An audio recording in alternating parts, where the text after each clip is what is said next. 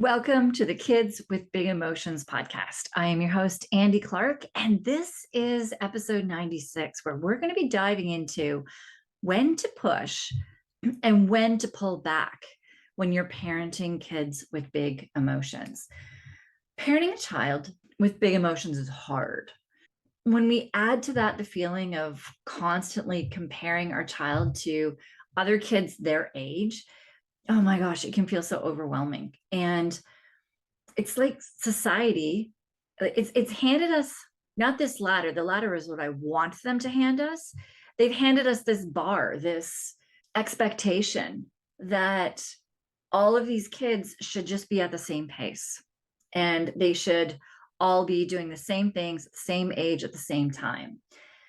And in today's episode, we are going to be breaking down this idea of what I just mentioned of this learning ladder. And I'm going to challenge the notion that all kids should be at the same place at the same time.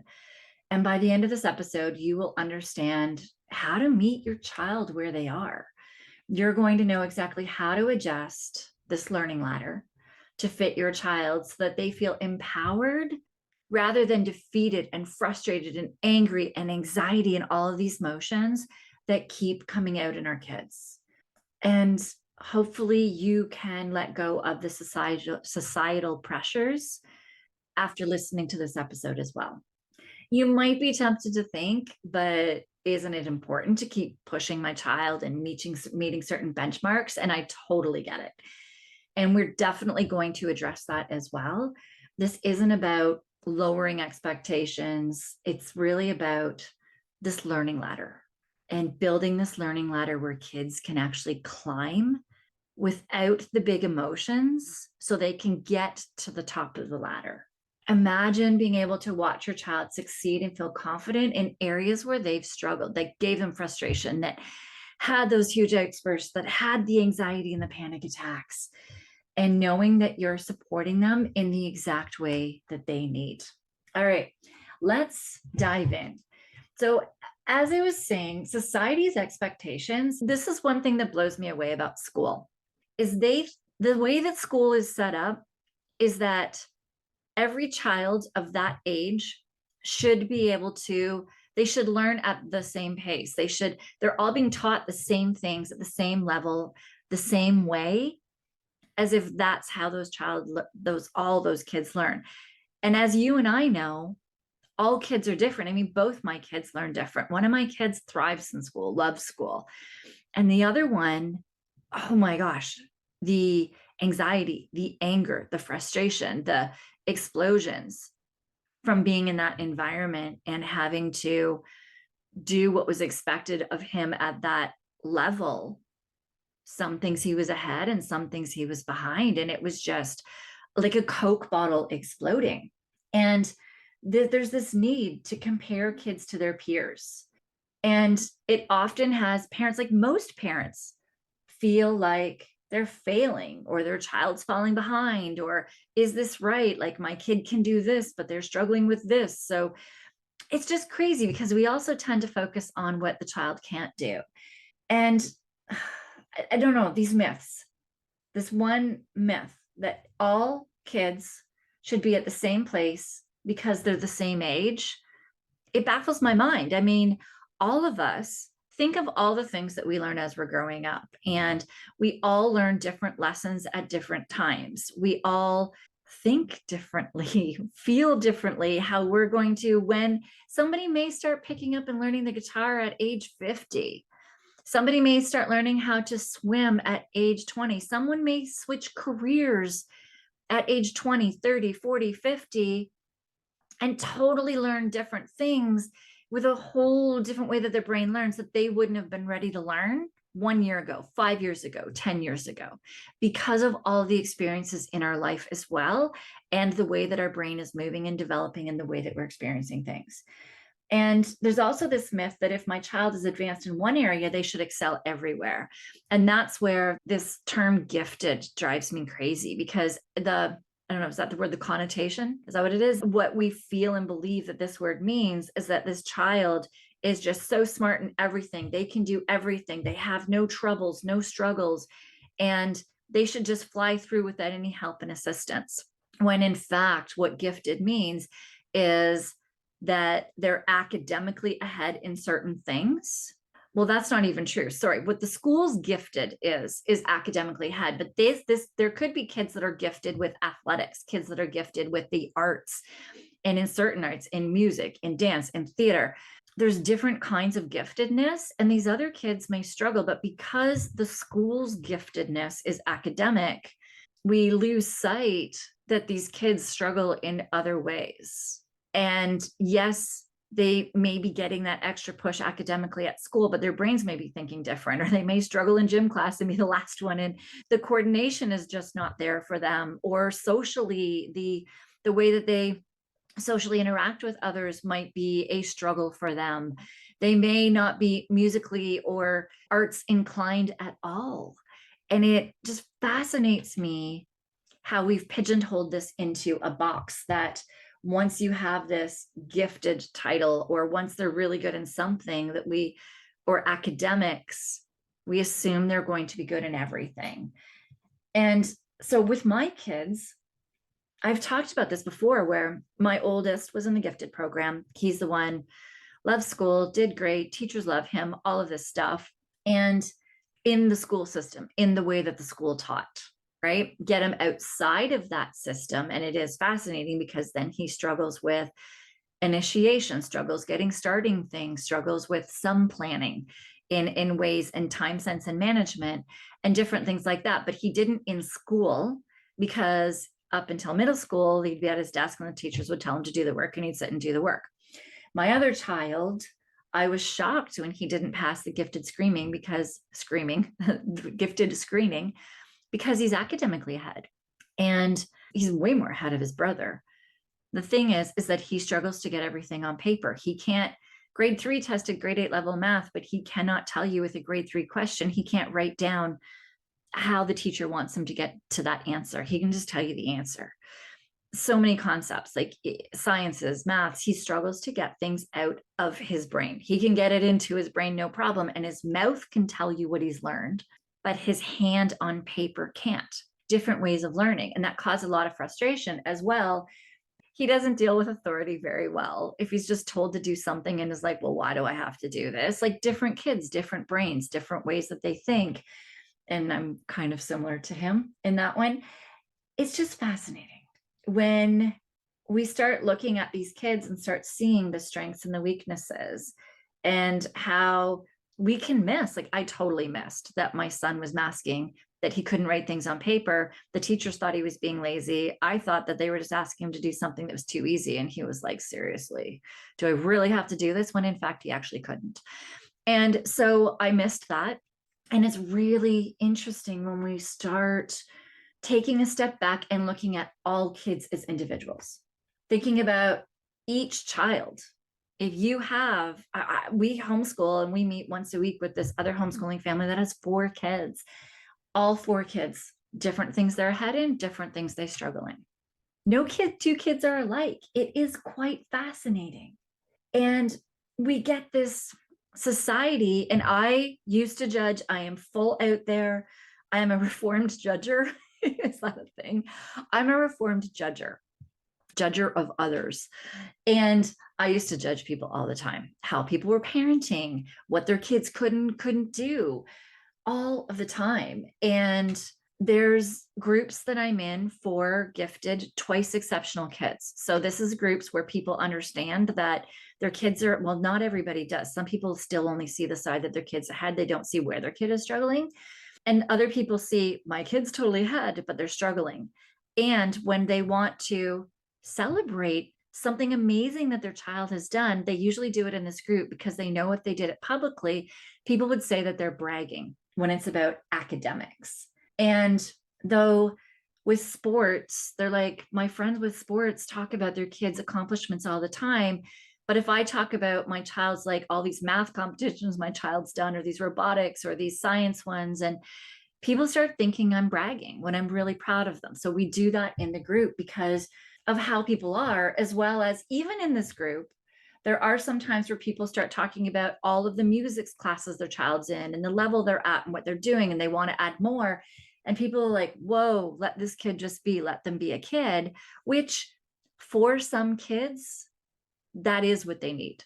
For some kids, the parents have pushed them too far to where the kid doesn't have maybe the mental emotional coping skills for the level that they're at or what they're doing or what's being asked of them. It might be cognitively just too much in their day, along with all kinds of other things. They may not enjoy it, and it might be living through a parent's dream.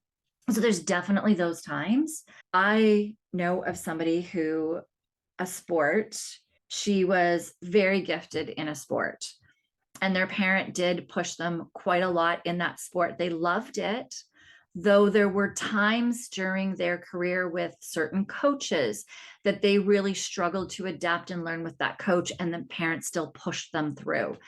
That it got to the point where this child burnt out.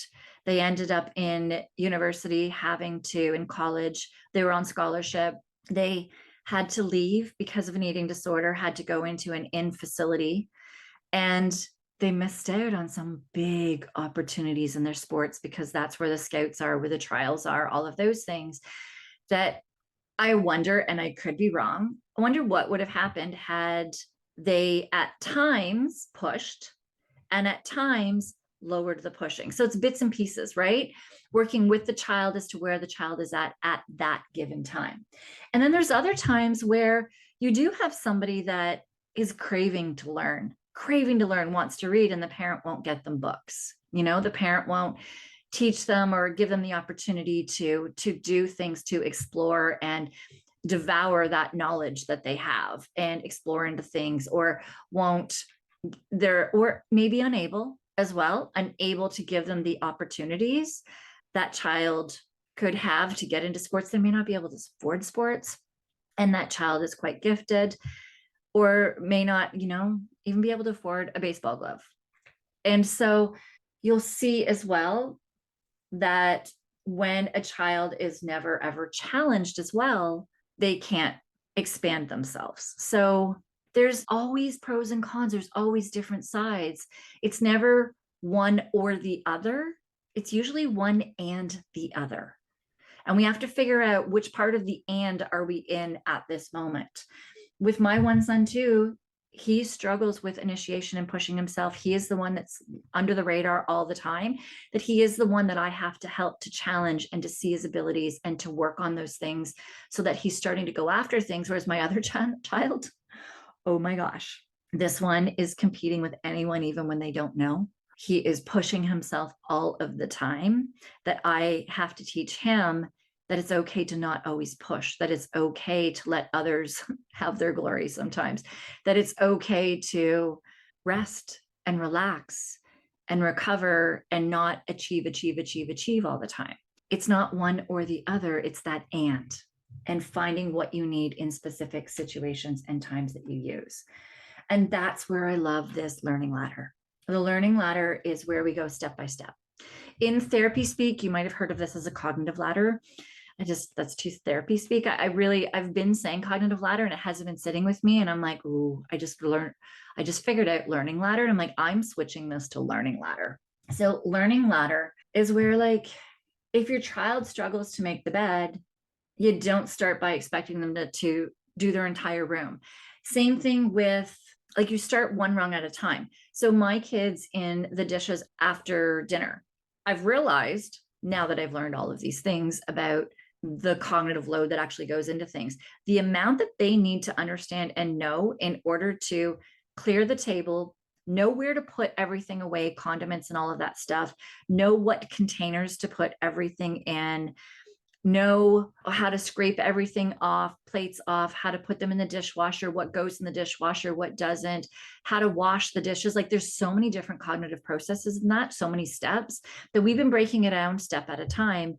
And it's fascinating, because I say fascinating a lot. I need to stop that. It is, I don't know what other word to use. I love watching it because now they're just automatically doing the first few steps. And then when they go to leave, I'm like, whoops, and I'll teach them the next step.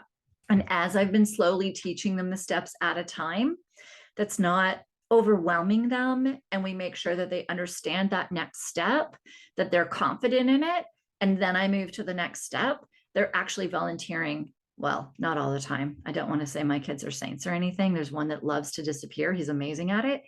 If we say sometimes or sometimes without saying it, and their breakfast and lunch, they're now doing it with their breakfast and lunch because they're on their own for those.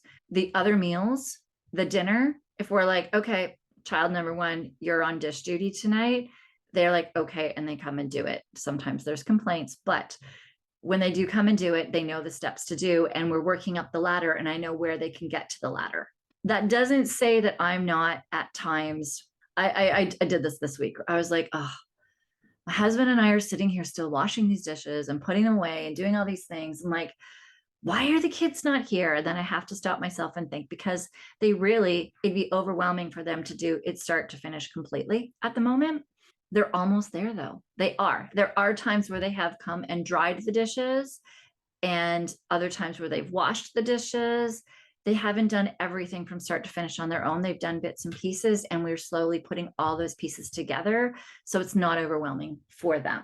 And I have to instill my patience at times in order to make sure that that is okay. So this is something when we're thinking of big emotions, when our kids have outbursts, the one thing that I really want you to think of, and this is, where is my child truly on this learning ladder?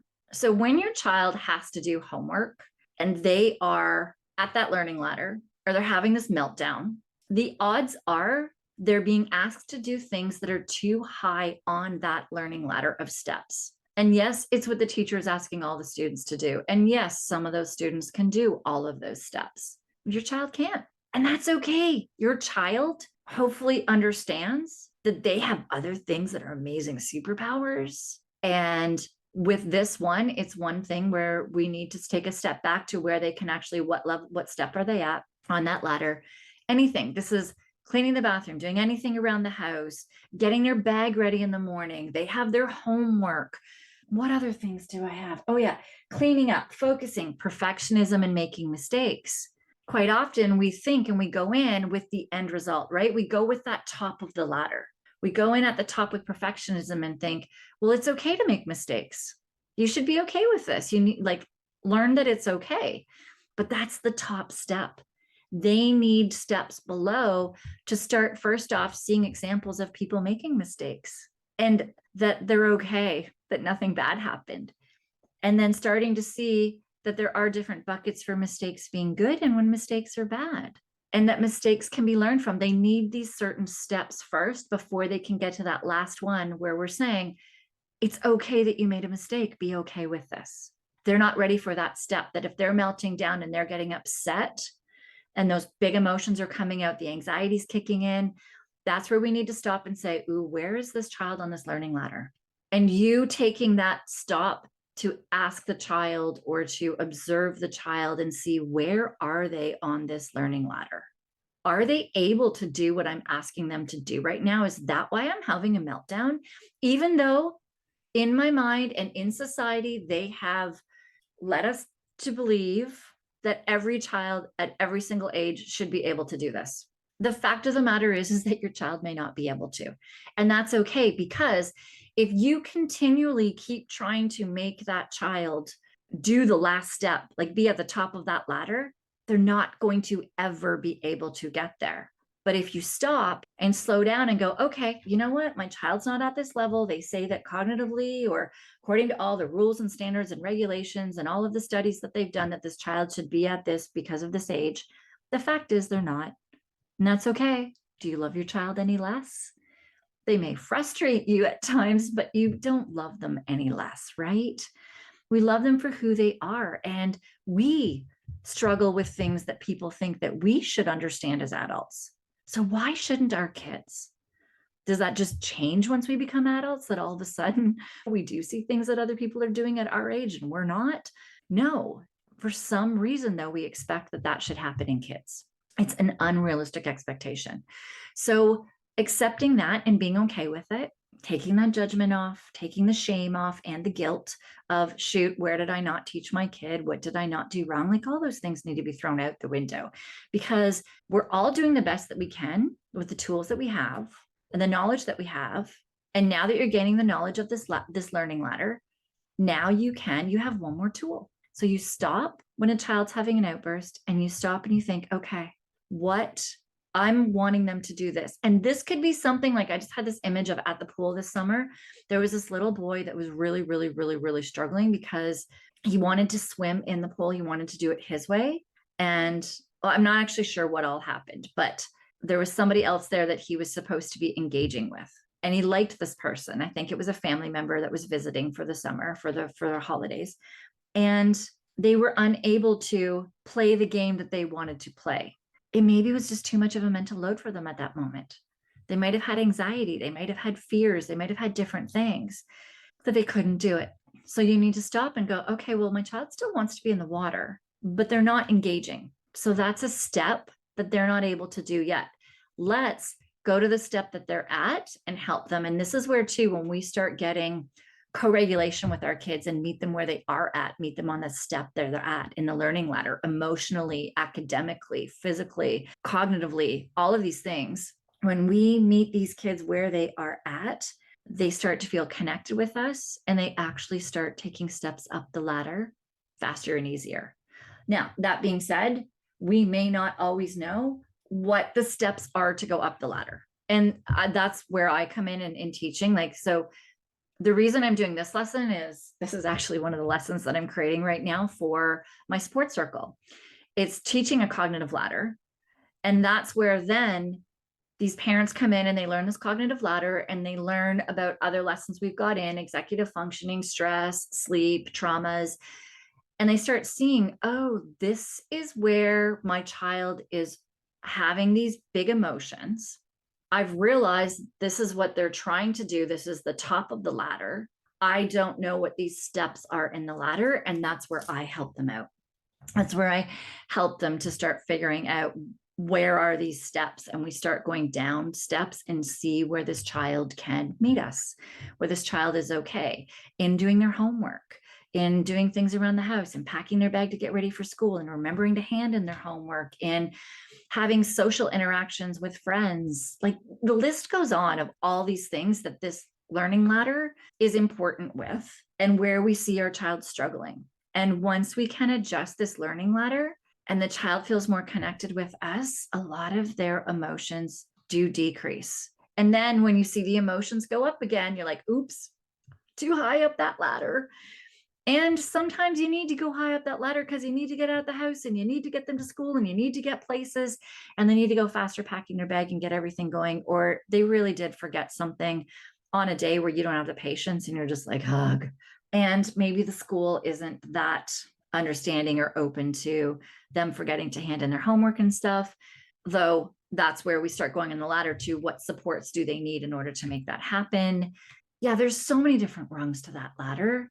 There's so many different steps to put in. And we might put steps in that ladder. So I want you to really understand this as parents. So I'm telling you, have a learning ladder, child's having an outburst. Let's think, how can we lower what we're expecting of this child right now with whatever task we're asking of them to do in order to get that regulation back with that child, that co-regulation with them where they're feeling safe with you and not pushed past their max. And you might try some things that sound great. You might ask me in the support circle and we come up with some ideas. And you might go try them and come back and go, oh, Andi, that did not work. That's when you observe. You also ask your child to say, I'm trying this because of this. It's not working. Do you have any ideas of things I can try? So you are not going to be perfect at this ever. I mean, I've been doing this for years and years. I study it. I teach it. Like I do it in my house and I mess up all the time. Well, no plan ever is the way that a plan ends up. So it's really about making sure that you give yourself grace. And when you're trying to figure out what the ladder is, you may also not know the steps because, well, I've been teaching about executive functioning on this podcast, but I didn't know executive functioning when I first learned it. And I was like, what the heck is this word people keep saying? And I had no idea that it had anything to do with my child, that you may not even know all the steps yet that your child needs for going up this ladder. So give yourself grace as well. If you are struggling with what steps to go up the ladder, you're more than welcome to the support circle. That's where I can help you. And I want you to know that this isn't easy. If it was easy, everybody'd be doing it. It takes patience, and it will take a lot of observation and trial and error on your part to be able to figure out what are the steps of this ladder that this child needs. I do teach two different kinds of learning ladders. The one that I just taught you, and there's another one that has a little bit more support to it as well in the support circle. So let's recap what we just talked about today. So you can adjust the expectations without having your child give up or without having your child push too hard. Remember that every child's ladder looks different, and that's okay. It's really about meeting them where they're at and celebrating their progress step by step. Adjusting these expectations, it really doesn't mean lowering standards. It means helping your child succeed at their pace, not the pace that the standard norms have said they need. I mean, some kids, like, boredom is not good. So if a kid needs to go at a higher pace in certain subjects, my son is working at trying to figure out his math level since he's left school. And he went through 2 grades last year. He's working on high school math this year. And we're trying to figure out, where is your level in math? We don't even know that yet. And I'm allowing him to go at his pace ahead. So where is it? Are we pulling back? Are we pushing ahead?